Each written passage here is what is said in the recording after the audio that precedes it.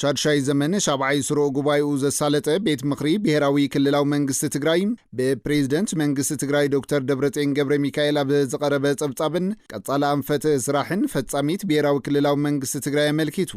ሕቶታትን ርእይቶታትን በአባላት እቲ ቤት ምኽሪ ቀሪቡ እቶም አባላት ቤት ምኽሪ ኣብ ዘቕረቦ ሕቶታትን ርእይቶታትን ኣብ ትግራይ ውራ መሬት ተጠናኺሩ ይኸይድ ከም ዘሎን ዝተወሰደ ስጉምቲ ዘይምህላው ኣብ መካረይን ተኻራይን ኣብ ከፋፍላ ግብሪ ዘሎ ጸገም ጽንዓት ማዕድን ትግራይ ብዘይሕጋዊ መንገዲ ካብ ትግራይ ይወፅእ ምህላውን እዚ ድማ ትግራይ ክትረኽቦ ዝግባእ ሃፍቲ ትረክብ ከም ዘላ ከም ጸገም አልዒሎም እዮም መሬት ውራ ኩሉ ግዜ ይለዓል እዩ ሕዚ እውን እናቐጸለ ይርከብ ዝተወሰደ ስጉምቲ ሩእይ የለን ንቐጻላይከ እንታይ መፍትሒ እዩ ተተሒዝዎ بخمي أنفتي كفتم زبل حد حتى لنا شدش تجي زعكل استوى مريت مليسنا يزبل جن لا حجاونا لا تأيأنا تشجاجير دي يزبل استلع على حتى لو زي خمي يزبل منجستي أب بانك زعت تروح يجبر زخفل مالتي تورك جن دحر سلستر وحتنا قاعد ينفتي بانك زعتو تقرمي يزلو كاب جبري نمنتاي زي كاب زبل حساب يزلو جرايز اللي وحفتي كتكمنا تجبأ ካብ ትግራይ ወፃኢ ፍቃድ እናውፃኻ ግብሪ ኣብ ካሊ ቦታታት ናተኸፈለ ድዩ ካሊ ጉዳይ ኮይኑ ንትግራይ ክትረኽቦ ዝግባእ ሃፍቲ ግን ኣይትጥቀምን ዘላ እዚ ብተወሳኺ እቶም አባላት ቤት ምኽሪ ደኒ ምብራስ ብስፍሓት ይርአ ምህላው ኣብ ፍትሕን ተሓታትነትን ዘሎ ሰፊሕ ክፍተት ምስትካላት ጥዕና ተኣሳሲሩ ኣብ ወሃብ ግልጋሎት ሕክምና ኣዴታትን ህፃናትን ብሰንኪ ሕፅረት ነዳዲ ዝብል ምኽንያት ግልጋሎት ምርካብ ይጽገማ ምህላውን ሕቶ ኣቕሪቦም ብተወሳኺ ድማ ምስፍሕፋሕ ዘይሕጋዊ ንግዲ ንስርዓት ንግዲ የዛብዖ ምህላው ዘይሕጋዊ ስደት መናእሰይ ንምዕጋት ዝረኣዩ ዘለው ጸገማትን ካልኦት ጉዳያትን አመልኪቶም ሕቶታትን ርእይቶታትን ቀሪቦም ንዝተልዓሉ ሕቶታትን ርእይቶታትን ብዝምልከቶም ሓለፍቲ ኣብያተ ዕዮ ምላሽ ዝተዋሃበን ትኸውን ብፍላይ ምስቲ ሕዚ ዝረአ ዘሎ ሕፅረት ዝናብ ስዒቡ ዘጋጥም ድርቅን ሳዕቤናቱን ንምንካይ መዋጽኦና ዓርሰ ምርኮሳ ምጥንኻርን ዓርሰ ምትሕጋዝ ምሕያልን ብምዃኑ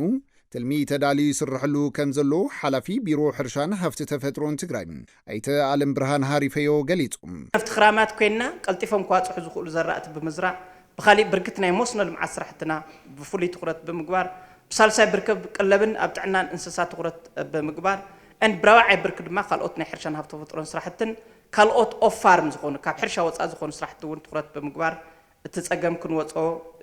قدن ابز بلنا وسان خنتات كوينا بدمر جن تطقلالنا هلونا نحن حدقا ابقمتوش تاتيخا عرسو مركوسا مسرت زغبار منقصاص تقرط مقبار فولي تقرط كوهاو زلو اي بزي رديت كمصني بزي حاجز كمصني بزي استفلالي ነገር كمصني زبحالو ጊዜ ስለዘይ ኮነ بزلو ጸብጻበ 64 ጣብያታት ማእኸል ብርሰደኒ ኮይነን ምህላወንን ነዚ ብርሰደኒ ንምክልኻል ከም መንግስቲ ይስራዕ ከም ዘለውን ኣይተ ዓለም ብርሃን ሓቢሮም ኣብ ዕደና ማዕድን ፍቓድ መሃብ ኣብ ኣዘዋወርትን ኣብ ምጥቃም ኬሚካላትን ዝረአ ጸገም ንምፍታሕ ድማ ትልሚ ተዳልዩ እናተሰርሐሉ ከም ዝርከብ ዝገለጻ ድማ ሓላፊት ቢሮ ማዕድን ትግራይ ወይዘሮ በርኽቲ ገብረ መድህኔን ቶም ናይ ቅድሚ ህዚ ነበሩ ውሃባ ፍቓዳት ንፈትሽልና ፈትሽና ብዙሕ ጸገማት ኣለዎም ህዚ ካብቶም ጸገማት ተበጊስና እሳቶም ብዝእርም መንገዲ ትየ ውሃባ ፍቓድና ብትሕግን ስርዓትን ክኾነሉ ዝኽእል መንገዲ ንውሰዲልና جميرنا يلنا بقصالنت او زي مسرح كلينا يلنا اينا نوسد كالاي مسنا يمزاورت تاساسيرو او زي ملك علي حاز زنبره سرحيو زوم مزاورت زياتهم بيرو معدني زوم نيرو ازيوم عقم هليوم بفلاي فتخبار معدنات طرحيو المزاورت الفقد او ورق انصافير نطرح عقم هليومس لتهزبن منقستن ون عقم الفطر وايكونن ولا تم عقم للومون كالت عقم ليولن بقدميت غيرهم بشرحن شطاران زغبر زنبر سرعه نقديو او زي تاينا غيرنا 989 لا اخلو نغادو بوردا 600 كابزيوم توهاو يوم نيرو كلهم كحق وص اصل زخون يسرزيلنا ንሱራ መሬት ዘሎ ዘይሕጋዊ አካይዳ ብዝምልከት ስርዓት ንምትሓዝን ዘላቂ መፍትሒ ንኽህሉን ቢሮ መሬት ትግራይ ምዝምልከቶም አካላት ብምዃን እናሰርሐ ከም ዝርከብን ብፍላይ ስድራ ስዋኣትን ሓርበኛታትን ክብሪ ክረኽቡ ምግባርን መንበሪኦም ንምምችቻው ዕደላ መሬት ንመንበሪ እናተሳለጠ ከም ዝርከብ ሓላፊ ቢሮ ጠቃማ መሬት ዶክተር ፍሳህ ተጽዮን አረድዮም ሕጊ ኣብ ፖሊሲ ኣብ ፕላን መረዳእታ ኣብ ቴክኖሎጂ ኣብ ሓይሊ ሰብ ሰሪሕኻ ዞም ዝበሃሉ ፀገማት ተቐሪፎም እቲ መሬት ብዝደለዮ መንገዲ ክነመሓድሮት ዝግባእ ረብሓ እውን ክርከብ ከም ዘለዎ